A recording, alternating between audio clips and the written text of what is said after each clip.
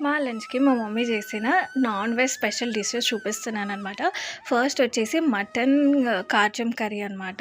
So, ఇవాళ నేను చూయించబోయే మా మీల్ గనుక ఈ వీడియో చూసి మీకు తినాలి అనిపిస్తే వెంటనే ఈ సండే అయితే ట్రై చేసేసేయండి. ఈ మీల్ చాలా చాలా బావుంటది.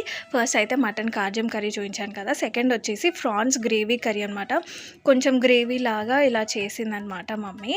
స్మెల్ అదిరిపోతుంది. తినాలనమాట ఇంకా. సో, నెక్స్ట్ వచ్చేసి ఫ్రాన్స్ ఫ్రై అనమాట. దగ్గరికి ఇలా చేస్తారు. దీని రెసిపీ నేను ఆల్రెడీ పోస్ట్ చేశాను. కావాలంటే కింద లింక్ ఇస్తాను. చూసేసేయండి. ఇది కూడా బావుంటది. సో, ఇవన్నీ నాన్ వెజ్ కర్రీస్ కదా! అండ్ నాన్ వెజ్ కర్రీస్‌తో పాటు మ్యాండేటరీగా ఒక చారు గానీ, పప్పు ఉంటే బావుంటది కదా! సో, మేమైతే చారు చేసుకున్నామనమాట. మమ్మీ టమాటా చారు టమాటా రసం చేసిందనమాట. సో, అండ్ దీంతో పాటు రైస్ అనమాట. సో, ఈ మీల్ మీకు నచ్చిందని అనుకుంటున్నాను.